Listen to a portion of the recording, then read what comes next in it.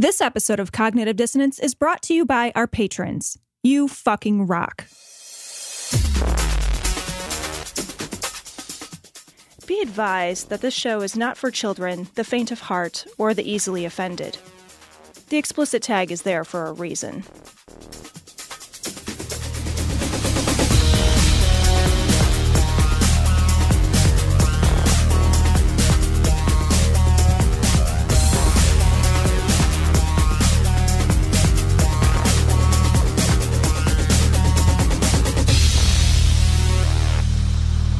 This is me coming in again to let you know this is a long-form show, the second half of last week's show. So if you missed last week's show, go download last week's show, listen to the first part of this, and you'll be sort of have a primer of exactly what we're going to be talking about in this episode. It's very similar topics. We will be shifting a little bit in this episode, focusing on some stuff that's happening in Scandinavian prisons and a little bit on faulty investigations. But we think that this show is definitely worth your time. It is a little different than what we normally do. It's not a bunch of stories. It is sort of just one topic. We'll be back next week with a brand new show, but we hope you enjoy this. And here's Tom. Recording live from Glory Hole Studios in Chicago. This is Cognitive Dissonance. Every episode we blast anyone who gets in our way. We bring critical thinking, skepticism, and irreverence to any topic that makes the news, makes it big, or makes us mad. It's skeptical, it's very much political, and there is not yet a welcome mat, but we're working on it, we promise. This is episode 457. This is the continuation of episode 456. Yeah. Maybe this is episode 456 part 2. Right. Or 456B. 456B. It's almost like we don't want to have a 13th floor in a building. So right. we're going to skip episode 457. It's 12B or it's 14A, whatever it is. But we want to continue our conversation sort of. It's going to be hard to sort of continue where we left off, but we're going to do our best. Well, and we're not committed to the truth. Yeah. You know, the investigative processes demonstrate that we're not committed to finding truth. We are committed to finding someone to pin things on. The rate at which major crimes go unsolved is egregious. Right. But you cannot compound the egregiousness of unsolved crime by being lazy about solving the ones that you pretend you're putting in the win column. You know, you watch all of these, you listen to like Barry Scheck, you listen to these guys in the Innocence Project. Sure. They have to fight to get DNA evidence reevaluated. The prosecution has to, at least initially, and they can force the hand through a set of processes, but they have to agree to allow evidence to be re-examined. If we gave a shit. Yeah, if we cared. If we gave a shit, what we would do is we would have a national DNA database. If you enter the criminal justice system, you're DNA swabbed, just like you're fingerprinted. As soon as you enter, and everybody currently incarcerated would get DNA swabbed. If we actually gave a shit, we would take everybody entering the system, we'd DNA swab all of them. We'd have that in one big pool of information. Then nationally, we would take all of the rape kits and the DNA evidence and all of that shit, and we would triage the most important cases based on whatever factors we felt like, and we would begin testing all of those cases. But instead, we leave this up to the states. We leave this up to the counties. We leave this up to cities, often overburdened, often with not just a disinterest in doing this, but more than a disinterest in doing this, there is an incentive not to do this. There's a disincentive to overturn convictions because then the prosecution and the police look like they lose face. We need to change the way we think about this so that it's not losing face. It's, hey, we got it right. And we're really, really sorry. But we used the best tools we had at the time. The tools we have now are better. And we as the prosecution, if we really give a shit about what's true, we should be the ones doing the work up front. Right. It shouldn't be up to defendants who have to muster the money or ask for someone to work for free in order to find this out. It's interesting because in the Making a Murderer trial especially, they keep flashing back to the victim's brother. Yeah. And the victim's brother keeps saying, I just want her to be at rest. Why do they keep on trying to appeal this? Why do they keep on trying to do this? They won't let this rest. They won't let this rest. Basically, you won't take your punishment. Yeah. And what passes through my head, when people walk out of the room and they're crying because the person's shit is overturned, I'm blown away by that because I'm like, don't you want the real person to be victim? And there's another one, the innocent man, at least there's an older woman in there who eventually says, you know what? I kind of want the real person to have to deal with it. Like, she comes to terms with it. Initially, she's really upset. And she lets her emotions get the better of her. But as time goes on, she finally realizes, no, what I really want is the person who actually did it. Yeah. What I don't want is just a Band-Aid that's not going to fix anything. What I want is somebody, and it's not even a Band-Aid. I mean, it's it's an actual damaging thing to another human being to make you feel better, which doesn't even make any sense. But it's the idea is that she finally comes around.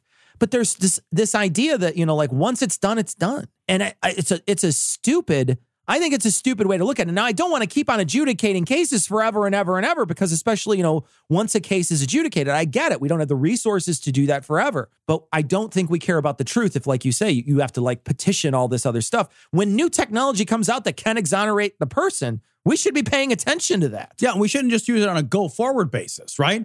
If new technology comes out, then we need to say, okay, we have a way. We need a double check. We always need a double check. Yeah.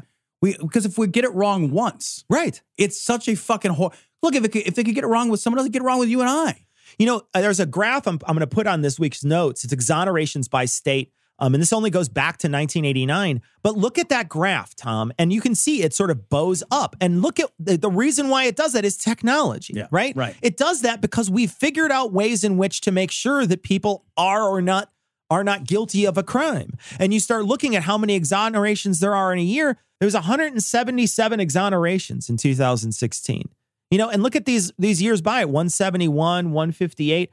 That's a lot of people that are getting exonerated. Yeah. And there's a lot of people that are in these prisons that'll never have this opportunity because, like you said earlier, you know, they're triaging the most egregious cases. They're not putting those cases where people are serving life in prison in their cushy cell. And like an exoneration, to be clear, is the highest possible bar. You know, we convict people on low bar stuff, and most crimes are not going to have a possibility for DNA evidence to be involved. Yeah.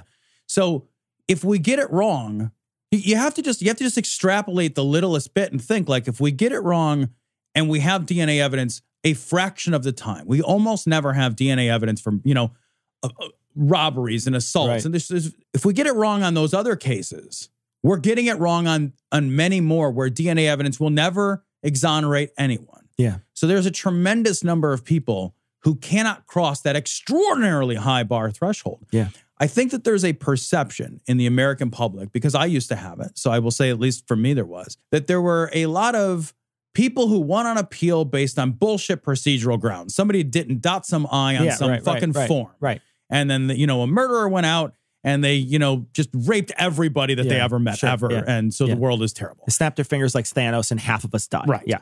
And to be extraordinarily clear, it's so hard to get out. Once you're convicted, that the difficulty in getting out, even with exculpatory evidence, even with evidence of Brady violations, even with so many other pieces of the puzzle where you just look at it as a regular person and you just think, like, there's no way. If this were tried today with what we know now, there's no way you could possibly vote to convict that person. That is insufficient in the vast majority of cases to get somebody out on an appeal. People are not getting released on bullshit procedural grounds. So that exoneration bar is insanely high. And even with that incredibly high bar, we know we get it wrong frequently. Yeah. I want to read something, Tom. This is from an article that we read. A justice in South Carolina, district attorney said, "The system is not perfect. The reversals prove that the system works," is what they said out loud. And what kept on going through my mind is, do you remember when we ordered one night from Giordano's? And Giordano's is a pizza place here in Chicago. Chicago, of course, has the best pizza on the planet. We just want to get that out there. Just want to throw that out there. Well, I don't know if it's the best on the planet. I do know that it's better than anything available on the East Coast. Yeah, absolutely. Yeah. I'll say the same thing. You can't go east and get better pizza. Yeah. So, it's not possible. So we order pizza and it's 9:45 and it's been 2 hours. And so I call him on the phone and I say, because the order just disappears. There's an electronic order and the order just disappears. Right. And I say to him, yeah, well, where's my pizza? And the guy said, what pizza? And I said, oh, we ordered one and then the order just got deleted. Right. And he said, oh, I'm really sorry. I'll give you $5 off next time is what he did. The system works, Tom, because I got $5 off the next time. I remember how I never got a pizza. We were so mixed. It's like, Well, now it's 10 o'clock and I'm hungry. Yeah. And I don't want $5. I want to exchange you money for pizza. Yeah. What I want that's is what for I you to wanted do that. to do. Yeah. Like you giving me my money back. That's happened to me too. Like when I've ordered from like Uber Eats, I just stopped using because they've done it to me like 3 times. They're like, I'll get an order and then time will go by and then it'll be like an hour and a half. And then they're like, we canceled your order. Or like one time they just like couldn't find my house. Another time they delivered it to the wrong place. And they're just like calling and they're like, well, here's your money back. I'm like, I need food. What I wanted was the food. Like I had the money. Yeah. I didn't want that. I wanted to trade it to you for food. I wanted the foods. Right. Yeah, but getting back to, exonerations, we're talking about one part of this one article that we read. It said a Chicago Tribune investigation published earlier this year found that since 1963, at least 381 homicide convictions nationwide have been overturned because prosecutors concealed evidence of innocence or presented evidence they knew to be false, but none of these prosecutors have been convicted of a crime or barred from practicing law. I think that's incredible. Isn't that incredible? And I think the problem there, I understand the pressures that people are under. I get it. I mean, I think we're underfunded when it comes to like our law enforcement and the justice system, I think is just underfunded. I think it just needs more people. It needs more people to do more work. It just needs it. But, the fact that they're concealing evidence or making sure that they don't present evidence that they know is false. There's no excuse for that, right? But that's part of that pressure to win. That's part of that, it's part of the problem when you have people who are in a position where they're running for office, where they have a tremendous amount of pressure from the public to get those big wins, to look tough on crime, et cetera, et cetera. I really feel like the prosecutor's office should be entirely separated from that. I think there's some structural things you can do. Yeah. To separate, you can separate your prosecutor's office entirely from the political system. You could just disengage it from the political system entirely. Make this a wholly independent group of people and a wholly independent board with its own watchdogs. I think it also needs watchdogs. I absolutely agree. I think there needs to be a lot of independent watchdogs. I also think, talking about evidence and like how it's gathered, I also think we have a real problem where we hire somebody as a police officer and then they move up the ranks and they become a detective. I don't think that's necessarily bad, but I also don't think that it's necessarily required, right? What I mean by that is like, I can't go to school and and graduate and become a detective because I'm really good at investigation.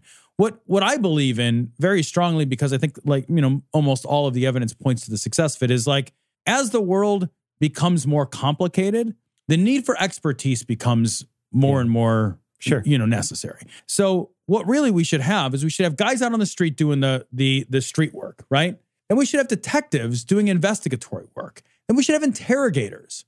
So the detective brings a guy in for questioning and hands him off to people who are great at interrogating. And their job should not be to interrogate in order to get a confession. Their job should be to interrogate to get to the truth. And they should all be independently evaluated on their ability to gather truth, right? And those systems should have a push-pull. And what I mean by that is like you could set them up like any other push-pull system where it's slightly adversarial. Adversarial systems self-correct, right? And that's why we create a lot of adversarial systems. The whole policing system is not adversarial. It's all brotherhood, right? Yeah, it's all. I'm one guy. Everybody. Yeah. I walk somebody through my process, start to finish. All my friends are incentivized to the same way. Yeah. But really, like if your incentives coincide, but also in some ways clash with somebody else's incentives, you create an adversarial system. So you could bring somebody in from the street and they have to turn somebody over and say like, here, there's a crime that's been committed. It rises to a certain level. It goes to a detective. A detective is somebody who's gone through and has a 4-year degree on investigation. And they have certain prerequisites like any other job, and they've got to go through it. Now they hand it over to an investigator. An investigator goes out and does the investigation. Then they bring somebody back in. They hand them over to an interrogator. And an interrogator's job is to interrogate and get to the truth of the matter, right? Those things could all be separated. The idea that we have one set of guys, the amount of money doing all those jobs. Yeah. Well, no, you got to get a guy who's a jack of all trades every single time because he's got to be good at all those things. That's a fucked system. Yeah, and it also doesn't make sense. That's not something that is just logically, that's not somebody, because like you look at any work, look at your work, listener, look at your work and say, how many people can come in and do your job? Yeah. You know, there's not a lot of people I know for sure where I work. I'm, like I said earlier, a media specialist. I don't know anybody on my floor that I work with that could do my job. I don't know a single person that could do my job. They couldn't even fill in for me to do my job. Right. Other people on my floor, I don't know that I could fill in for them because I'm very specifically, and we do this in business all the time. Right. There's a very specific person whose their job is to do this work. It's also expensive. Expense is going to be huge. We gotta fund, if we want to be safe and we want to make sure that we care about the truth, we're going to fund that. We're going to make sure we fund that. But I don't think we care about the truth. I think that's the big thing. I think what we care about is the feelies. Do we feel safe? That's the difference. Do we look tough? Yeah, that's how much another of this thing. Is how tough do we look? Yeah, how tough on crime. That Joe Arpaio is a perfect example of this, right? How tough do we look? How much can we shame people? That's the other portion of what Joe Arpaio does. But not only does it cost a lot, but I also think too, there's a level at which people would argue that you shouldn't pass somebody off because you're the most familiar person because you're the investigator. So you've been investigating this thing. You know all the threads. Why should you pass it off to somebody else who doesn't know all the threads? And what that means is that we don't expect them to have enough time to prepare. Right. And with everything, you would just have enough time to prepare. They would be able to produce a document that would be able to lead you through what's happening. And then you would be able to prepare for it and then interrogate as you see fit. But instead, what we do is we just say, well, that's one guy, so we don't have to do all that extra work. And even if you didn't go that far, if you separated the investigator and the investigator did not have to come up through the ranks as cop, right, but the investigator got trained in investigation. Exactly. Trained in all those things. Right. And only in that. They don't need to know how to subdue a dude and do all the rest of the fucking cop stuff. They don't need to know how to write speeding tickets and I don't mean to minimize the street cop stuff, but they don't need to know that. We could separate these two lines of work entirely so that one is not a prerequisite for the other. Yeah. And then you could create a separate set of educational and training prerequisites, which are difficult. And I will say this, as Tom, I would have considered going to school to be a detective. That would have been work that would have appealed to my intellect. It would have appealed to my sense of justice. It would have appealed to many things. I did not, however, want to be a cop. Yeah. Right? No. I did not want to put on a fucking uniform and, drive around in the squad car and do that part of the work. That was never work I wanted to do. But I recognize it oh man, there's no getting here from there. But there should be. Yeah. Because to say that one person who's a great street cop is also going to be a great investigator, or that a great investigator also has to have been a great street cop, these two things are not necessarily related to one another. It's like the Army when you go to officer school or you're an enlisted person. You know, those types of things. Like they recognize that there's a group of people that are more interested in doing the officer school, and they're going to do that. And there's a group of people that are not going to make it there and not interested in it, and they do the enlisted stuff. And that's just how it works. I want to talk about how often, we're talking about how often they make mistakes. I want to read this from another article. Again, all these articles will be available. They're all available on this episode show notes. It says there's no logical reason to think that police error rates in criminal investigations lacking DNA evidence are better than the 25% error rate in those where it's present. Isn't that insane? 25%. There's a lot of things in this world that you do that have a much less error rate than that, and they are risky. Yeah. Can you imagine if bungee jumping had a 25% error rate? Or driving your car had a 25% crash rate? Right. Or imagine if they rolled out a birth control method that was 25% error. Yeah. 25% of the time it does not work. 25% of the people that climbed up Mount Everest died. Right. They wouldn't do it. 25% is not an acceptable level of risk for almost anything. Yeah. The only time 25%, that 75% sounds good is you got pancreatic cancer, but we have a 75% chance of then you'd be okay. Then you'd be okay. All right. Because I had a horrible. Well, because it's versus 100%. Right. It's versus 100% of death. Right. And you're okay, that's fine. But most people do not face 100% chance in being in prison. Well, most people do not face 100% chance of being brought up on charges and then maybe put on death row. Right. And so to be clear, from the article that you read, and I think I remember this right, what it was specifically citing was DNA from rape kits. Yeah. It's very specific, unequivocal. It was 8,000. Yeah, it says found in 8,048 rape and rape murder cases referred to the FBI crime lab from 1988 to mid-1995, a staggering 2112 of the primary suspects were exonerated owing to DNA evidence alone. Had DNA analysis been available, it was not a decade earlier, several hundred of the 2112 would have probably never been tried, convicted, sentenced to crimes they didn't commit. Yeah. That's insane. Yeah. That is, and like, if we're getting, and think about too, like the level of resources that we bring to these sorts of cases versus the amount of resources we bring to what we would consider like lower level offenses, right? So it's not just like rape and murder, and those are terrible, terrible crimes. So don't mistake me. But think about like assault and robbery and what we would consider less than those bigger crimes. If we're getting it wrong when we have more resources, so when we're trying to solve a murder, trying to solve a rape, trying to solve, a home invasion, things along those lines that are sort of like the cop-up version of a big ticket item, right? Yeah. Where they're going to put more of their resources in those investigations. Like, think about how shit a job we're doing on the rest of it. We're probably doing an even shittier job of the rest of those things because we're investing even less resources in them, which is why the solve rate for some of these things is just abysmal. The solve rate, if you look up the solve rate by crime, most crimes go unsolved. Just most. Yeah. That's just a crazy thing I had never considered. I had never considered that most of the crimes that get reported, we're just not going to get an answer on that. That's just like, we're not talking about a stolen bike. We're talking about major crimes here. Just, nobody ever gets in trouble. That's it. That's just it. It just goes away forever. Right. What this all boils down to is we are, for our safety, for the safety of the group, willing to, with an error margin that is unacceptable, put people that are innocent of these crimes away for a long time, kill them, whatever. Mm-hmm.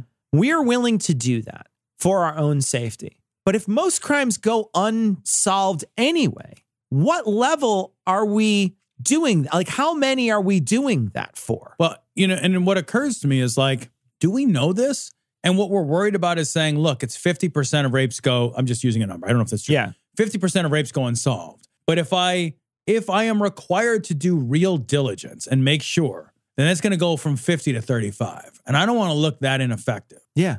I wonder, is it that? Yeah. Because if it's that, then we need to get it right. We need to be 100% right 35% of the time. You know what I mean? Yeah. Not 80% right 50% time. Now I feel like I'm the fucking Anchorman guy. No, gosh, I don't know what 60% of the time it works every time. Yeah. But the bicentennial was in 1976. Okay. And if a train is traveling at 60 miles an hour headed east. But the thing that you think I'm saying, that's what I mean. You do know what I'm saying. And so we need to be, when we say this is the guy, we got to be right. Yeah. We got to be not a little right. We got to not be mostly right. We got to be right.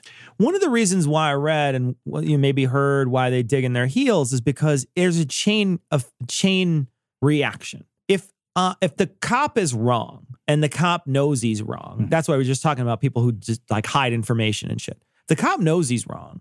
How many people get disappointed? And you mentioned earlier that it's, there's three levels. There's the people who are, possibly, they're the victim's family. There's a level of people that are that. And then you also think about, if the cop says he's wrong, now the prosecutor wasted his time or her time on this case, and the judge and the jury and all that stuff, they wasted their time on this case. And so, there is incentive for people to dig their heels in. Sunk cost fallacy. Right? Exactly. Right. Yeah, that's exactly it. And so there's this incentive that people have to dig their heels in, and we don't let, what happens if a cop is wrong, right? Well, what happens if the cop's wrong and he goes to the thing and he realizes halfway through the trial that he's wrong? What would happen, right? Well, you wonder, would it blow his credibility with the prosecutor? Because right now, there was a case that we read about, where somebody had a letter signed from a judge saying, I think you've got the wrong guy. I think a guy I already fucking had in my court did this, this crime. But the prosecution does not weigh that because they're, sunk cost. They're in for a penny. They're in for a pound. They're in for it now. All the wheels of justice are in motion at this point. You can't count on, I think you got to fix this problem on the policing side, right? Because you can't count on the court system to fix this. We know the court system is not, once you're arrested and you're indicted and all of those things. I mean, I was thinking about this, reading a bunch of these stories. Imagine that you got arrested for a crime that you didn't commit. And the system worked exactly the way that it was supposed to. It's not like everything worked out for you. You may have been in jail for a year, 16 months. Long time. You know, your job, your work does not keep your job open. Yeah. Right. Especially if they think you're like a rapist or something. But beyond that, it's not FMLA. Yeah. You're in jail. Yeah. They don't have any obligation to keep your job open. Why would they bother? So they don't know if you're going to get convicted or not convicted or come back. They got a position to fill. Right. So you just lost your job. Yeah. And your family lost their support. They lost that source of income. They lost your involvement in their day-to-day lives. Your relationships are all strained probably to the breaking point. There's physical dangers to yourself while you're in jail. Can you imagine going to Cook County Jail and spending 16 months in Cook County Jail? I'd be terrified. I'd be terrified. And then the experiences that you have there would shape how you think and how you feel. And like, it's not like these are items of no consequence. So when the system works, if it gets the wrong guy, the system still doesn't work. Right. You're still fucked. Yeah. Because you still spent, we have a right to a speedy trial, but we never give people a speedy trial. Right. People go to jail sometimes for years. Before the trial comes out, yeah. Haley and I were talking about, in an article she found, was reading, people in Rikers Island have spent 6, 7, 8 years in the jail at Rikers Island without a conviction. Yeah. They've died at Rikers Island waiting to be tried. We have a constitutional right to a speedy trial, but this continuance process pushes that out, pushes that out, pushes that out. We don't have those protections. The system fails us if we rely on it at the court side. I don't see any way around that unless there's a massive investment. Massive investment. Right. It's interesting because I also wonder too, what do you do with the police officers, right? Police officer, you want to encourage them to come forward if they're wrong, but you also, there's part of you that wants to punish them for being wrong, right? The police officers that worked on, let's go back to Making a Murderer, and let's go to Brandon Dassey.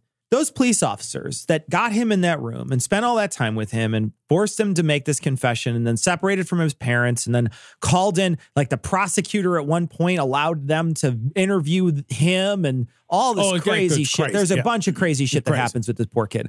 But all those, they did a bunch of things wrong. Yeah. They fucked up a bunch of times. Do you want to trust them again? But you want to encourage them to come forward and say, oh no, we fucked up. But you also want to, like, at a certain point, I think we want to punish them. And so there's this weird tension there because all the stakes are so high.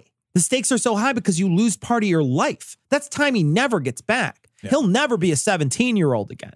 He'll never be, how long has he been in there? 10 years, 15 years? He'll never be any of those ages again. Yeah, and he spent the best years of his life in jail. Right. Yeah. And not only that, like, he will have formed his impression of who he is inside that place. Yeah, based who he is. Yeah. Yeah. It's like we were watching the thing about the Central Park 5. Yeah. And the one guy, when he got out, he went in when he was 14 or 15. When he got out, he struggled desperately. He spent a lot of time in his room. He showered with his boxers on. Yeah. He couldn't look people in the eye. He wasn't comfortable in places that were crowded because he was nervous about keeping an eye on people. Sure. Like who he is. It's not like he got out of jail and was like normal. Yeah. He had terrible experiences in the hell house that is jail. Yeah. And got out and is fundamentally always going to be a different person than if that had not happened to him. So there's no money that you can offer. Yeah. To your point about, like, how do you fix this with the prosecutors and the police? Like, I do think that there's a level of negligence, or maybe not even negligence, but there's a level to which certainly actions can rise up to criminality, or at least one would think. They don't in practice. In practice, when these things happen, the prosecutors are never punished in our current system. No. The police are almost never punished in our current system. The prosecutors, from everything we read, that's just a no. They're just never punished. Yeah. The police are shielded from almost all criminal and civil liability that they would have, unless it rises beyond the level of a Rodney King beat. Sure. Right. So the bar is incredibly high. So, and I'm not sure that that's always the worst idea, because they are taking on a risky job, and it's fraught, and kind of who would want to do it otherwise. Sure.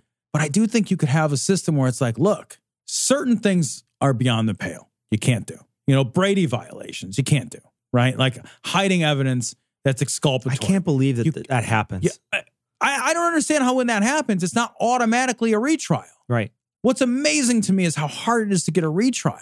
We watched and we listened to these things. Like we read a fair number of articles, like it's so hard to get a retrial, to get a rehearing of the facts. Like, it's like, this exculpatory evidence was intentionally withheld by the prosecution. It'll go to an appeals court, and the appeals court will be like, we're we're going to decide that was immaterial. Yeah. Your constitutional rights, the violation of your constitutional rights was immaterial. Stay in jail, stupid. Yeah. And one prosecutor even said, like, look, if it's that important, he won't mind spending a few more months in jail. He's already spent 10 years. I was like, how every day is a state-sponsored kidnapping. Yeah, that's exactly true. It's exactly every day true. is a state-sponsored kidnapping. Yeah. We talk about the way in which people are incarcerated, and there's several of these people that were in jail. We read a bunch of stories and heard a bunch of stories about these people that are in jail, and they won't admit to guilt because they weren't guilty, right? They were eventually exonerated.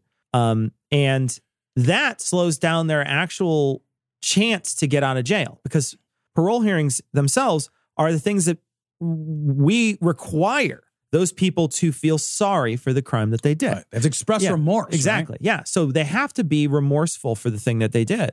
And if they come in and say, look, I never did this before, and I didn't do this crime, I didn't commit it, but I served 15 years here in this facility, and I've never once had an infraction. I've been a model citizen of this facility. I've been, employed the entire time, working hard, just basically trying to get out of here. Right. And I've done all the things, I've jumped through all the hoops that you wanted me to jump through. And I've done it all. And just because I think that the state wrongfully convicted me, you won't let me out, and you will just send me back in there to rot forever, because neither of us will budge on this. Yeah.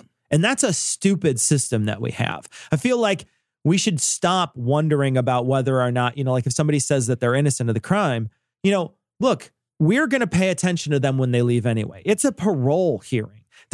You don't just give them their fucking wings and they become angels when they leave. It's not, we're going to be keeping tabs on these people, right? Yeah. They don't leave and they immediately, when it's a parole, you don't leave and you're just immediately like, you're free, go do whatever you want. Kill and fuck and do whatever you got to do. Take whatever you want. No, these people have to check in all the time. Yeah. They have to get jobs. They have to prove they have work. They have to live in halfway houses sometimes. Like, these are people that we're keeping, we are monitoring these people. So the fact of whether or not they're deciding that they disclose to you that they are guilty or not is irrelevant to the fact that we're already going to take care of them. We're already going to watch them. Well, we're keeping people in jail because we don't like their feelings. Yeah. Like, that's what remorse is, right? Remorse is an internal feeling about we are deciding that we are keeping people in prison because they don't feel the thing we want them to feel. And it requires the operation of someone else's mind, right? Because I got to believe that you are remorseful. Right. None of that should make any difference. If parole is meaningful because as I would understand it, parole would be this, right? Cecil, you committed a crime, and we said you're going to go to jail for 10 years for it. I'm just using an easy number. Yeah. You're going to go to jail for 10 years for it. But look, it's not in society's best interests to keep you locked up and spend that money and spend that time for 10 years if I don't have to. Yeah. So there's an opportunity for you to turn your life around and to re-enter society. And society stands to gain if we do that. If society did not stand to gain, parole wouldn't make any sense. Sure. Right? I don't need to know your feelings. I need to know your actions. How did you behave? What do you do? Your actions are always stronger than your feel. Like, I can tell you anything about I can the lie big to you, feels, man. right? Yeah.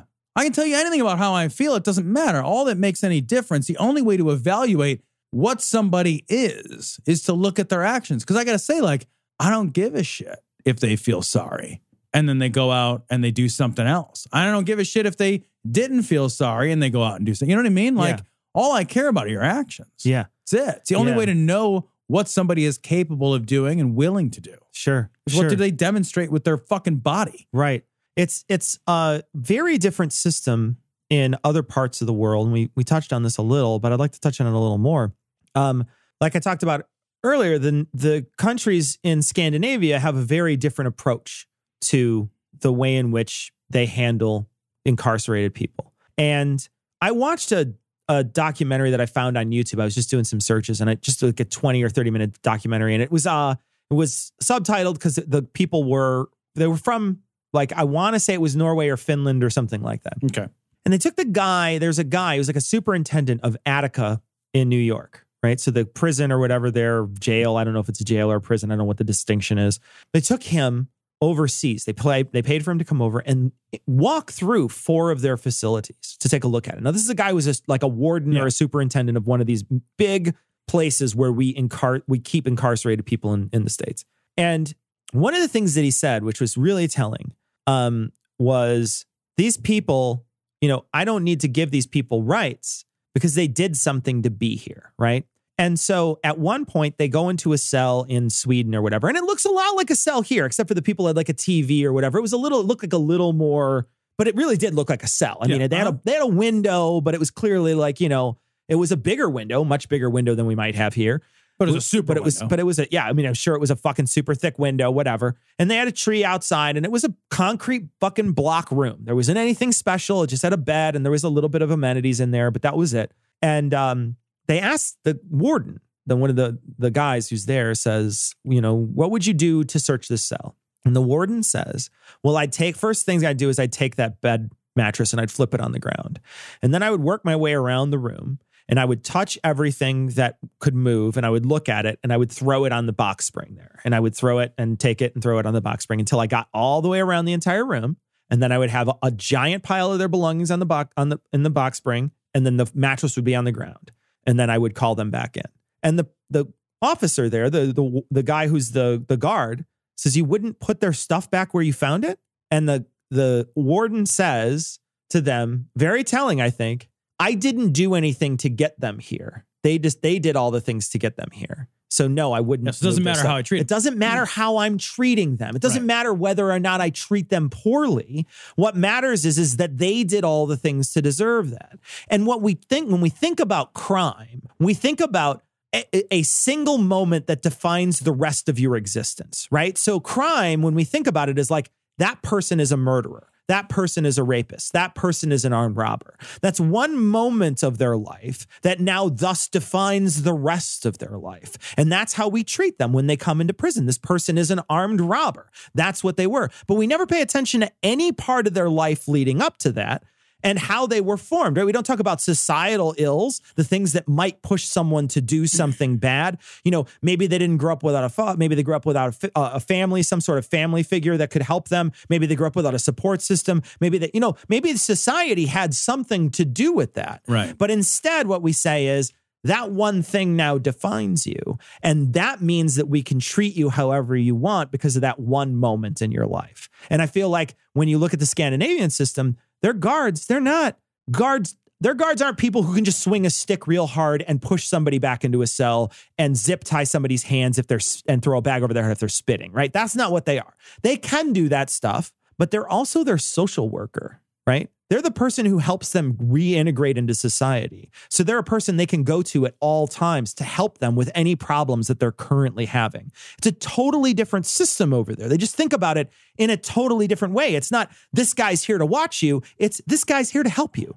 And it's a totally different system. That's kind of fascinating. Right. That's kind of fascinating.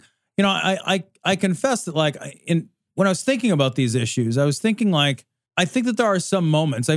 I'm thinking about your comment about, a moment in your life that can define the rest of your life. Sure. And one sheep, Yeah, whoever has that video, stop posting it. Everyone's seen it. All right, it's getting old. I do think there are things that can be done which are egregious enough that rehabilitation is not necessarily socially appropriate. But what occurs to me is we are so indiscriminate in the States about the way that we treat crime. We identify 2 types of crime, misdemeanors and felonies. Any felon any felon that goes to jail goes to the same. And we have security variations, but we don't differentiate between the people that we need to rehabilitate, the people who we want to pay back something to society, and then the people who are going to be removed from society for the safety of society, right? And I think that there's 3 different kind of layers there that need to be thought about when it comes to you've got victimless crimes. Victimless crimes, we should probably say, okay, this is somebody who nobody got hurt. There's no victim here. They did something that broke the social contract. They owe something back to society. We'll decide what they owe and we'll decide how they pay. But they need to pay something back to society because they broke the contract. Sure. Right. And they're owing to us now. Then I think that there are people who have done something kind of in the middle ground where it's look, there is a certain amount of punishment that is necessary right now. Like there's no such thing as justice without some kind of punishment. If somebody, beats me unconscious, I don't want them to get taught how to be a welder and sent home. Like that doesn't seem fair, right? So there's some amount of punishment, but also like being segregated from the rest of the world That's what I was is gonna say. part of that Absolutely. punishment, right? So, but I do think that there's a middle ground where we can say, look, these are people we think are rehabilitated possibilities. I don't know how to phrase it. It's possible to rehabilitate these people. So we need to have a system where they can be simultaneously made to understand the gravity of what they've done and then genuinely rehabilitated and turned back loose into society. And then there is a tiny, tiny, tiny, tiny, tiny fragment of people that just need to be kept away from the rest of the world. Sure. And that's that. Andrews Breivik. Yes. Right. And we need to treat them all as separate categories. We need to stop putting everybody in the same two buckets. Sure. We have just a bucket system. Like, I don't know, like you forged a bunch of checks and you sold some marijuana and you robbed a liquor store. One had a gun, one was a drug thing, one was a white collar crime. Throw them all in the same bucket. You're all in the same bucket. Yeah. They're not all in the same bucket. And what we want from them should be different. The way that they repay us socially should be different. But we don't think about that. We have a one size fits all justice system, and it fits nobody. We don't have a justice system. We have a vengeance system. I'm going to argue that until I die. They take away all the things that can help reintegrate people into society. We cut all those. Those are the first things to go. We used to have in this state a thing that would allow you to take classes and get a degree in college, like an associate's degree while you were in prison. Mm-hmm. They don't have that anymore. We don't allow them to have Pell Grants. We don't allow them to do any of that stuff. We don't do that anymore. We cut that shit. We stopped allowing them to better themselves. We stopped allowing them to maybe rehabilitate and leave and have some sort of future. Instead, what we've allowed them to do is stagnate in prison, leave, feel ostracized, and then basically do something else to do it again. Right. And, I can't help but think that this has something to do with the privatization of prisons, right? There's money being spent on people trying to make us afraid of criminals. It's constant in our political system. They're always trying to make us feel afraid of criminals. Why is that? Where does that money come from? Do they try to influence all these people who are currently politicians to make sure that that's a talking point that they bring up all the time so that we constantly want to make sure that we keep funding the prisons and we keep making sure that there's enough people in there that are going to be tough on crime so that they don't care whether they make mistakes. Right. They put a bunch of people behind bars. I feel like we are stepping in all the wrong directions when it comes to making sure that people are, they step away from prison and they're ready to reintegrate into society. We're not giving them that chance. We're throwing their lives away, essentially. I just had a realization. Yeah. And I think that this might be distressingly true. Part of the reason that we don't do that, I think, and I really think this might be the case, is because we have no social safety net for regular people. Yeah, no, you're right. Yeah, I think you're absolutely right. Yeah. Because one of the things that like I can feel, like I can sense, right, is like, well, fuck, like I had to put myself through college and learn how to fucking go to school and be a plumber myself. And some other guy like robs a liquor store and goes to jail and gets taught a trade and then he comes out. Yeah. The problem isn't the second part. The problem is the first part. Yeah. The problem is that like regular people, we are not providing them any kind of social system resources. The social system resources that we provide, if we provide a system of resources for education and trade learning and all of this to prisoners, and that helps them get out of jail and, find meaningful work and, be a part of the world, that seems like a fucking no-brainer. And I think the reason that like people push back against it is like, well, I didn't get that. Sure. And I think the answer is like, well, yeah, that's a separate problem we got to fix. You should have gotten that. Yeah. Everybody should get that. It's the argument about wages when they talk about minimum wage and they start bringing up, well, a paramedic doesn't make $15 an hour. Yeah, and you're like, yeah, well, they should. They should make more than the person who's at McDonald's. Yes. It's the same thing. It's like, well, I had to work 100 hours a week when I was a resident and, and it's like, well, is that ideal? Is that really what we want? Does that produce the result we want? I think there would not be that resentment of, why are they getting, because I can feel it. Like I can feel it personally. Like, why did I have to work so hard and I followed the rules? Yeah. And somebody who doesn't follow the rules gets a free education or a free trade learning or, 3 hots and a cot. You hear that kind of thing. And I am genuinely sympathetic to that in the sense that it does not match how hard other people have had to work without breaking the rules. Yeah. And I think the answer is like, well, we don't fix it by saying, well, now nobody gets a social safety net. It's that everybody gets a social safety net. And it strikes me that in Scandinavian countries, They have a great social everybody safety net. has that social They have safety a great net. one, yeah. So that resentment wouldn't be there. Yeah. I also think, too, you're looking at only the goal. You're looking at only the endpoint. That guy now has a degree. That guy also spent 10 years in prison, right? You know, like we look at it and we say, well, that guy got a degree. Yeah. Are you willing to trade your time outside of prison for a degree? Right. Are you willing to say, yeah, I had to work 100 hours a week because I was going to school and working. Yeah, you were also a free man. Right. You were also you also didn't have to worry about getting shivved in the shower. Right. You know, so yeah, absolutely. I totally agree. But it's like those people who complain when we give the homeless people houses and we're like, well, they can have a house. We're like, would you trade your current life so you could just get a house? No, you wouldn't do that. You would never do that. Right. And we always only look at what they got. We're always constantly looking at our fucking neighbor's plate and not worrying about how we all got a plate. Right. We're not paying attention to it. Yeah. And I think that's the real problem. That's where the resentment comes in. Because I agree with you, right? Like, yeah, do I want somebody who, you know, possibly hurt another human being to wind up in the exact same position I am and I did all this stuff?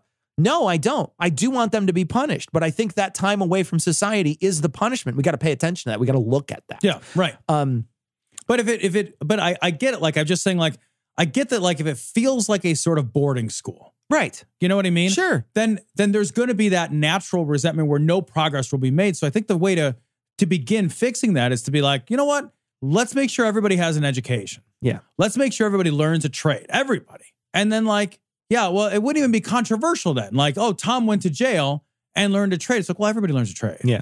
We all get to learn a trade. So it wouldn't matter. Yeah. It wouldn't even feel like right. anything. I want to read 2 paragraphs from a piece that I found. It was again on it's an Atlantic article on recidivism and on Scandinavian prisons. The punishment is the restriction of liberty. No other rights have been removed, reads a fact sheet on a criminal services in Norway. During the service of the sentence, life inside will resemble life outside as much as possible. You need a reason to deny a sentenced offender his rights, not to grant them. Progression through a sentence should be aimed as much as possible at returning to the community. The more closed the system is, the harder it will be to return to freedom. One has to wonder if 10 years in such a glass funnel, redirecting all the shame, anger, recrimination back onto oneself is not morally harsher sentence than twice that time inside a 24-hour war zone where some of the most powerful warriors wear state uniforms, where family visits are made into scenes of collective humiliation, and where few rehabilitative programs are run either by prisons or by unionized staff who suffer less scrutiny than the guards. And they're talking about the fact that some of these people, and I was reading about the prisons in Scandinavia, these people, they leave the prison and go to school. They go to university and then they come back to the prison. Now, these are not maximum security prisons, right? These are minimum security prisons these people are in. And we have cushy minimum security prisons here in the States too. Let's not forget that those things exist. We have weekend prison. You can go to weekend jail. Yeah. So these things exist. And these people, they go to school and then they come home, but they have an ankle bracelet and they don't, they can't, leave, and they've got to be there at the end of the day. They'll lose privileges if they don't, right? I was saying, like, they'll lose them if there's got to be a reason to lose those privileges. But in the article, they're talking about, like, well, they're reflecting on themselves all the time. They're constantly reflecting on themselves because they are different than the rest of the people around them. The other people around them can't pick out that they're different. They don't know that they're different, but you know you're different. You know you're never free. The entire time, you're never free. Right. And so how does that affect somebody? And does that make them want to instead, you know what, I can't really ever truly be part of society if I'm in here. And that might change people's minds on how they do it. Their recidivism rates really do show through too, because their recidivism rates are lower than our recidivism rates. Well, are they a little lower, Cecil? Or are they a lot? They're a lot lower. Oh, really? It's interesting. Our recidivism rates, within 3 years of release, 2/3 of released prisoners were rearrested. So that was a study of 30 states that tracked 404,000 prisoners. So that sample size is pretty small. So it's not nearly as many people as are in prison in our country. That's for damn sure. 67.8% were rearrested. Within 5 years of release, 3/4, 76.7% of prisoners released were rearrested. Wow. Now, however, though, of those prisoners who were rearrested, more than half were arrested by the end of the first year. And property offenders were most likely to be arrested at 82.1%. And I suspect that's burglary and things like that. Huh. Or real estate fraud. I don't know. I don't know what I'm talking about. And then it says 76.9% for drug offenders, 73.6% for public order offenders, and 71.3% for violent offenders. So violent offenders is actually smaller, but it's still a lot. Still a hell of a lot. It's still a lot. Now, we're talking about people who are rearrested. Mhm. Many of those rearrested are not convicted or sent back to prison. The rearrest rate for the first 8 years after a release is 49%, and the reconviction rate is 32%. And what that tells me is once you do something, now you're part of the usual suspects, and we're going to rearrest you a fucking whole hell of a lot. Right. That's going to happen all the time. And again, that plays back into we're arresting the wrong people. We're clogging up the system by not having good systems, and we're making it so that we're just bringing in the same people because we think that they're always constantly doing the wrong thing. Yeah, once a felon, always a felon. Right? Yeah. I mean, that's just, I read an interesting article about the misdemeanor system. Yeah. And how the misdemeanor system, in many ways, is a way to get your name recognized, like to begin with a series of small, generally meaningless, generally just totally socially meaningless offenses that begin to build a record for people. And it's generally people that are undesirable, right? Yes. It's poor people of color. So the misdemeanor system brings them in, then they get, in the system, they don't have enough money to fight this, that, or the other thing. And now they've got a name, and now they've got a record, and now they've got a rap sheet. And as soon as you have all those things, your chances for leniency, your chances for understanding, they're less every single time. Yeah. Have you ever had a run-in, out of curiosity, with the misdemeanor system at all? I've been charged with a couple of misdemeanors myself, yeah. I was almost charged with a speeding misdemeanor. I was thinking about this when I read that article. So just a sunny afternoon, I was driving to my office. I wasn't paying attention, and I was speeding like a motherfucker down this street. It's like a 4-lane, but not highway. And I was just absolutely speeding like a motherfucker. And they pulled me over, and I was going like 23 or 24 over the limit. That's pretty fast. Fast, right? Yeah, sure. So I was absolutely flying. You were 67 in a 45. Yes, I was. Yeah, it's exactly right. Yeah. So I got a big giant speeding ticket, and I had to go to court. So I went to court thinking I'm going to get a big fine. And I got there, and they said, okay, well, you're going 1 trillion miles over the limit. That's a misdemeanor, potentially a misdemeanor. So, it's punishable by a $1,500 fine and up to 6 months in jail. Oh, what? And I was looking around like, I think you got the wrong guy. I should have got a lawyer. Like, I was just in a car. Wow. I didn't hit anybody. I wasn't drunk. I was just cruising on a sunny afternoon and not paying attention to the speed, And so I was immediately like a little taken aback. I was a little scared. And they were like, okay, well, you can plead guilty to it, and we'll reduce the sentence to driving 15 over. So if I agree that I was driving, if I agree to something that's not true, because I was driving more than 15 over. If I agree to something that's not true, we'll reduce the sentence. We won't be a misdemeanor, but you got to pay I got a $500 or $600 ticket. It was a very expensive ticket. So they basically just wanted a bunch of money from me, right? Like if I agree to this other thing and pay him a great big fine, then I'm not in big trouble. I'm in little trouble again. It's just a speeding ticket. Sure. Go home. So I gave him a bunch of money, and I went home, and all was well. And I thought about that experience when I read the article about how misdemeanors unfairly disadvantage people of color and people who are poor. Yeah. That same exact experience, doing the same thing, breaking the social contract in the same way, just speeding, If I wasn't able to write a check that day for a goodly sum of money, I get a misdemeanor. That's what would have happened. And then I don't know what else, but I would have gotten a misdemeanor. Now, they probably wouldn't have thrown me in jail, et cetera. Sure, et cetera. yeah. But I would have been a part of that system. Yeah. And then the next time I got in trouble and they ran me, they'd see that I had a misdemeanor. Hey, this guy's got thing. a misdemeanor. And now, do they give me because a couple of years later, I was driving along and I got pulled over and I got a warning. I don't think I'd have gotten that warning. No, not if you had a misdemeanor for speeding. Every time I interact with the system, it's an escalation. Yeah. As soon as I am engaged with that system as a misdemeanor, a felon, et cetera, et cetera. So we put these people in jail, and their life, even after they get out, it's not the same life. No. It's not just that we put them in jail. It's that now they're engaged in a set of processes, in a set in a maze that's very difficult to escape. One of the things that you were saying was, you admit to something you didn't do. And we were talking about the Alford plea. Oh my God. Which is something that I had never heard of before we started actually doing any of this research. And I want to read what it is. An Alford plea, When offering an Alford plea, a defendant asserts his innocence, but admits that sufficient evidence exists to convict him of the offense. How weird is that plea? And then here's the crazy thing. It's offered by prosecutors as a get out of jail, not quite free card, right? No. So it's like the prosecutors offer it, and then you get out of jail, the time served is time served, and you're going to say you're still convicted, but you get to say you're innocent sometimes. Sometimes you don't. You're going to say you get to say you're innocent. We're going to say time served, and we're just basically going to call this whole thing a wink and a nut and a wash. This is the most unfair, like it is so explicitly cruel and explicitly unfair and unjust. And it's just saying like, look, we got it wrong and you know it and I know it, but you're probably exhausted from fighting. Yeah. And you've been in prison for a long time. I'll just let you out as long as you don't call me on my shit. Right. There was an interesting article that compared the cases of two people who were arrested for the same crime. Like, so it was two guys, Owens and Thompson. They were both arrested for like a rape charge, like a rape and murder charge or something. And like they both went, and neither one of them did it. One of them did such a stupid thing though, and walked up to the people with the knife. He had found a knife.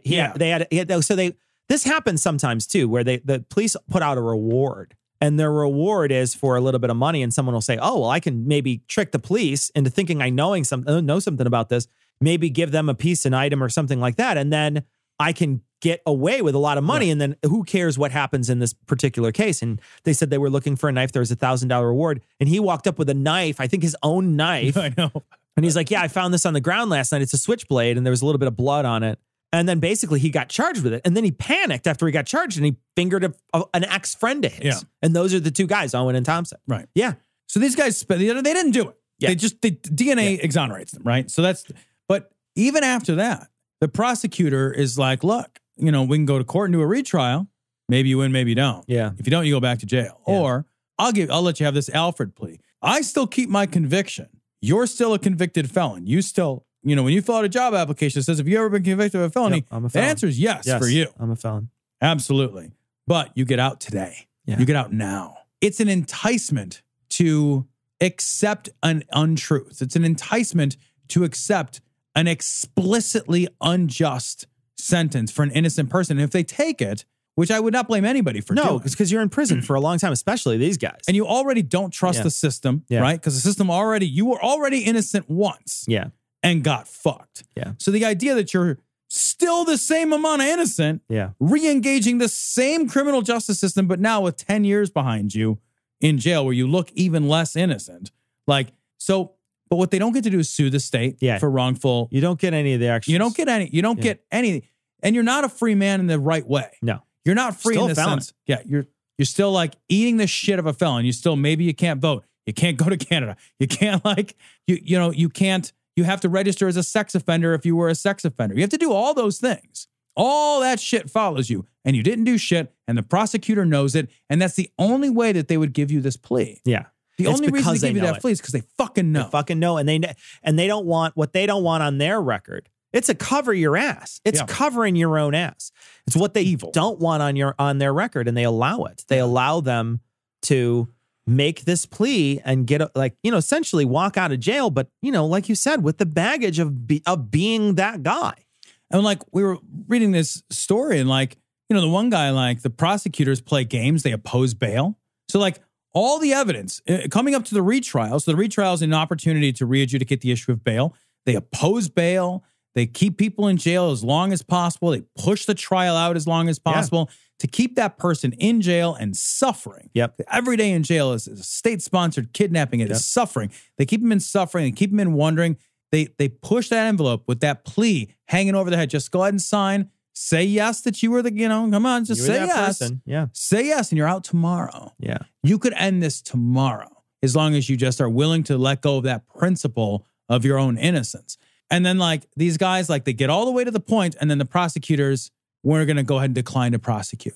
Because they know they have no case. They can't take it through that second trial. And they knew that 10, 11, 12 months ago, 16 months ago. That's horrible. And they let somebody fucking rot. They let a human being sit in jail and rot. The Alford plea might be one of the most unconscionably evil things I have ever heard. I had no idea. I didn't know it existed 2 weeks ago. I was fucking floored. I was blown away by it. And you're right. You're absolutely right. Like, and you know, maybe again, this is a point where a lawyer might come in and say, well, here's where it works. Here's where the thing is, you know, good. But I for the life of me, I couldn't figure out why that existed, except for a cover your own ass. Like it's almost like it's almost like when the politicians make a rule that, you know, you can't fuck with me after I'm gone or something, you know, something like that. Like it feels like a cover your own ass thing. Yeah. It's horrifying. I'm curious too, like when you walked away from the Central Park 5, what did you think about Donald Trump's involvement in that? Donald Trump is a shit stirrer, right? Yeah. In the Central Park 5, he took out a full-page ad and said, bring back the police, bring back the death penalty. And he took out a full-page ad, you know, kind of race baiting is really what he was doing. Absolutely. You know, like a lot of people were after that case. And 2016, he was asked about that issue again. Sure. Yeah. And in 2016, he doubled down back on it and said, look, these guys confessed to doing it. The police said that they did it. They did it. He has doubled down on it. After their exoneration, he is absolutely unrepentant because he is pathologically unable to have a fucking conscience and re-examine his positions. I'm what was crazy when I watched that documentary, and it's a really great documentary, by the way. It's on Amazon Prime, and it's Ken Burns did it, and so it's really well done. But I was amazed at that documentary when they would like talk to these people who, you know, years later were on the wrong side of this, and some of them are just like, it doesn't even feel like it affects them. And I would just be like, fuck, that would make me crazy. Talking about Ed Koch, right? Because like the prosecutors and cops all declined to be in. They weren't even involved, But like Ed Koch was like on TV back in the late 80s when this happened, saying like, I have to say alleged, but we know that they did it. Yeah. The fucking mayor. Yeah. The fucking mayor is saying, I have to say alleged, but come on, we know. And then later he's like, I trusted my prosecutor implicitly. Yeah. Yeah. Like that's what I did. I trusted him. I couldn't believe that he would even be interviewed for that. What I don't understand is like, I mean, I do and I don't, but like we also like culturally, like we need to be okay with being wrong. We need to be okay with being morally wrong. We need to be okay with saying like, I didn't know better and I fucked up, or I knew better and I fucked up. And I'm going to try to not fuck up again. I really am. And I've thought about this and it haunts me and it bothers me. Like, and I try to be a better person because I know that the ways I behaved in the past are not the man I want to be in the future. Like, and we need to be okay with hearing people that say that and recognizing that like, yeah, I'm the same guy. There's no part of me that's not that guy. There's no part of me that hasn't fucked up or made a bad decision. Or like, there are things I've done when I was a youth that were stupid and foolhardy and dangerous, et cetera, et cetera. Like you're talking about being defined. Like, we need to be able to come back and say like, yeah, I regret that. Yeah. And not be like, because when a politician does it, a lot of times like, oh, they're wishy-washy, they're flip-flop, and we don't stop and think like human beings can change, right? We don't ever think about that. We always think about people as if they were, you know, static. Right. You know, we're dynamic. I'm a very different person than I was when I was a kid. I'm super different. I was disrespectful as a kid. I was bullied as a kid. I bullied kids as a kid. I was, you know, there's all these bad things that happened to me in my life that I would like look back on. And I definitely wasn't an angel, right? I wasn't an angel. I did bad things. I recognize that. I think, you know, when I told that story about the police, I think they had every reason to believe that I might have been involved in that because I was a shitty kid. Right. I wasn't super. I knew a lot shittier kids that I hung out with. They were very shitty. They were, you know, thieves and liars and, you know, they were bad kids. I get it. And I think I wasn't like that. I think I look back and I don't know, maybe it's just, you know, me looking back at me and thinking I'm above that. But I look back and I know I did wrong things. I know I did the wrong thing. I vandalized things. I know that. Mm-hmm. I know I stole stuff when I was a kid. I know that I did that. But there was a cutoff point for me in my youth where I realized I was doing the wrong thing and I shouldn't do that. Right. There was a cutoff point where my morality said, you're an adult. Don't do this. What is wrong with you? And I changed. I think, for the better, right? I changed for the better. I became a person who I think is a better person than I was. But if I was judged just strictly by that moment, it would be a difficult thing. But I think, like, you know, we have a system currently where the entire world now judges you for basically a juvenile crime. These kids that did this Central Park 5 that, you know, were not involved in it, but, you know, they were accused of it. They were all minors. Yeah. So even if, let's just say they did it, right? Let's just say a 14-year-old did something horrible like that. Do you think that 14-year-old is going to be like that for the rest of their life? No. Are they shattered and broken forever? But I want to talk about that idea too, because like a couple of things in that struck me as really important in terms of like how we think about youth and crime and, you know, violence and all of these things. Like 18 is arbitrary. Like, let's just have that out. Like, there's nothing. Yeah. Nobody decided 18 based on any research. The idea of 18 is not based on anything more substantive than we threw a fucking dart at a dartboard. It's really nothing. You pick it. Yeah. So the idea that 18 is some magical age at which things fundamentally change about who we are, Sure. that we enter adulthood, we don't enter adulthood. We know for a dead certainty that our brains are not done forming at 18. We are still literally forming brain structure at 18. The idea that 18 is an adulthood is an idea that has no basis in fact. It's a social idea. It's not a scientific idea. The idea too that like we would take young people, 14, 15, 16 years old, and we could try them as adults if the crime is awful enough. That's a tragedy. Tragedy? That's a Pat Robertson's. That's a Travis Shamockery. It's a Travis Shamockery. It's a tragedy. Yeah. It's a travesty. It's both of them. There's no psychological, biological reason to do that. There's no scientific evidence that says that's something we should do. That's just because we want to hurt somebody because somebody got hurt. Yeah, right. It's mean. Yeah. It's just meanness. Yeah. It's the cruelty in us that demands blood for blood when we do that. Yeah. It's not right. It's not okay. I think a total reexamination of like, when are people morally culpable? And are people morally culpable at the same time that they are intellectually culpable? I don't know that they are. And I don't know how we contend with that. I don't have an answer for how we contend with that. Yeah. I don't want to pretend that I do. I'm just some fucking dude. But I know that there's no evidence that 18 is a magical number. And I know there's no evidence that 16 means you can send a kid to Rikers Island. Yeah. Unlike his 14-year-old buddies. Yeah. Like, that's terrible. Yeah. I know that nobody benefits from that. Yeah. Not that kid, not society, nobody. I know that's for true. Yeah. I know that's got to get fixed. Yeah.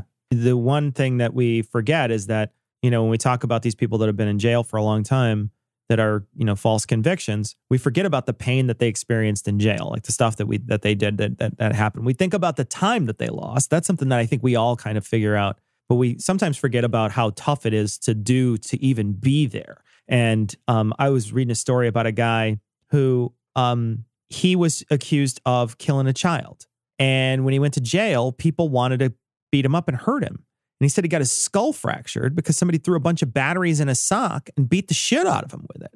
And we realized that he didn't do the crime. He was, he was exonerated through DNA evidence. He wound up leaving the prison. But he got his fucking ass beat with a sock full of batteries. That's something I'll never have to experience. That's some kind of torture I'll never have to go through in my, hopefully, fingers crossed, never have to go through in my life. But that's something that we decided was okay for another person to go through. A perfectly innocent person just as innocent of the crime as I am. Yeah. We thought as a society that was okay for them to go through because we wanted to be safe. And I think when I think back on it like that, I don't feel like it's a good trade. I think it's a bad trade. And, I saw something. There was just an article the other day that I read in the news. It was about some guys were sitting at a table like in the rec room at a maximum security prison. And they're all shackled to the table and they're playing cards. And it's a max security thing, so they can't get up from the table. They're all shackled together. Some other dude gets unshackled,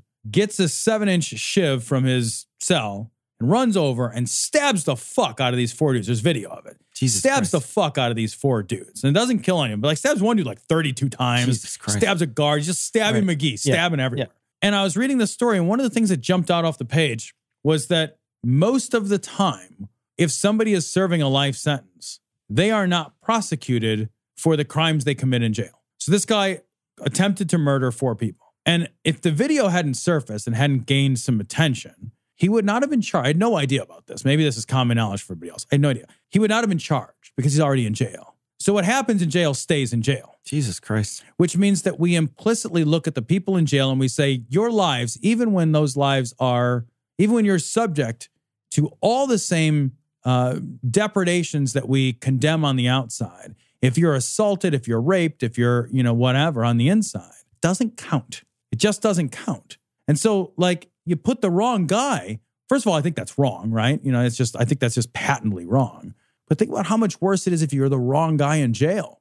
You're the wrong guy in jail and you get beaten with a sock and nobody even gets. No, nothing happens. Nothing happens except for maybe their sentence gets arbitrarily extended. They spend or some they time get in the hole or put whatever. in a hole. Yeah, right. But you don't get any justice. Yeah. You didn't do anything. Yeah. There's no such thing as justice for the wrongfully convicted. They're kidnapped. Yeah. Kidnapped by the state. It's a good way to put it. So I want to end today. I know it's been a long couple of episodes that we've covered this, and that this is a very different type of podcast than we normally put out. And it's been kind of depressing. So I want to end on a little up note. If you want to donate to the Innocence Project, we're going to put a link on this week's show notes. The Innocence Project helps people get DNA evidence run through and scientifically examined and hopefully removed. They add to their exonerations. They add to the people that they've helped exonerate from prison. And so we're going to put a link on this week's show notes to that. That's a plus. That we're trying to, there's some error correcting system out there, even if it is a privately, charitably funded organization. There's some error correction system out there, and hopefully, people, if you're moved, you can go and donate to the Innocence Project. All you have to do is go to our website, dissonancepod.com. It'll be on this week's show notes.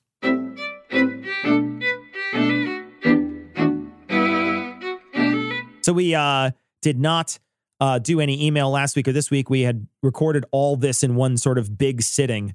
So we're not going to do any email, but we promise we'll come back with patrons and email next week. We love to get your letters. So if you want to send us anything, you can go dissonance.podcast@gmail.com. We love to get messages from you.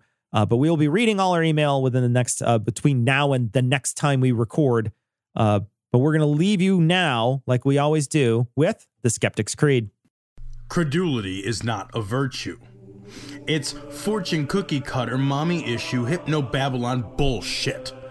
Couched in scientician, double bubble, toil and trouble, pseudo quasi alternative, acupunctuating, pressurized, stereogram, pyramidal, free energy healing, watered downward spiral, brain deadpan sales pitch, late night info docutainment. Leo, Pisces, cancer cures, detox, reflex, foot massage, death and towers, tarot cards, psychic healing, crystal balls, Bigfoot, Yeti, aliens, churches, mosques and synagogues, temples, dragons, giant worms, Atlantis, dolphins, truthers, birthers, witches, wizards, vaccine nuts, shaman healers, evangelists, conspiracy, doublespeak, stigmata, nonsense. Expose your sides. Thrust your hands, bloody, evidential, conclusive. Doubt even this.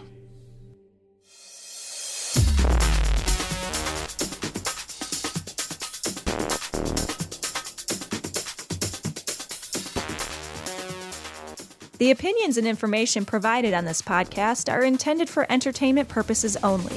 All opinions are solely that of Glory Hole Studios, LLC. Cognitive Dissonance makes no representations as to accuracy, completeness, currentness, suitability, or validity of any information, and will not be liable for any errors, damages, or butthurt arising from consumption. All information is provided on an as-is basis. No refunds. Produced in association with the local Dairy Council and viewers like you.